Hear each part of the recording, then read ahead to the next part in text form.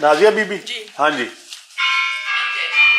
ये मैं अपने हस्बैंड के देने चाहती हूँ अगेंस्ट दरखास्त। हस्बैंड के अगेंस्ट देना चाहती जी। हूँ? सर वो कह रही है कि दूसरी औरतों के साथ तलाक़ात, लेकिन इसने थाना में कोई दरख्वास्त ना मिला।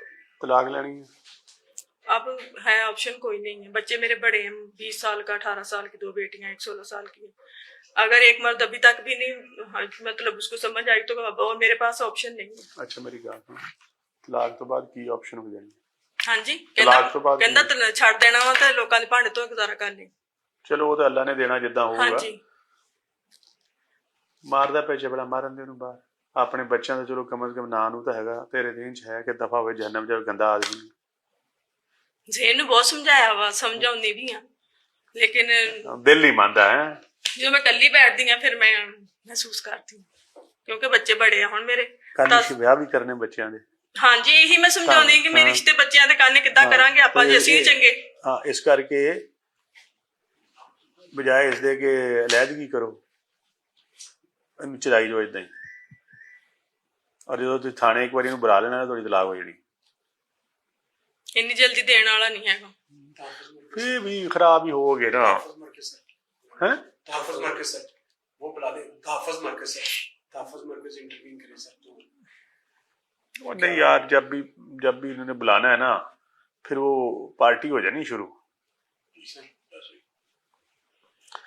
तू मेरी बेटी ऐसे कर, इसको दफाई कर। मकान उसका ही आपके नाम है? नहीं, मेरे पास जो जेवर था वो भी ले लिया। मकान जिसमें रह रही है वो नहीं, किसी कोई प्रॉपर्टी मेरे नाम नहीं है।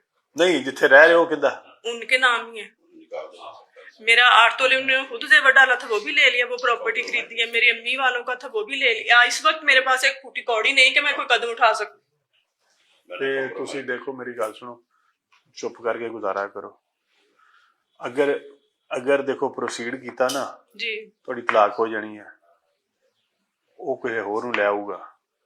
हुण कम से कम चलो बाहर मूँह मार रहा, तो बच्चे तो घर हैगे ना, घर दे विच तां बैठे हो सारे, वो बाहर मूँह मारी जावे, दफा होवे।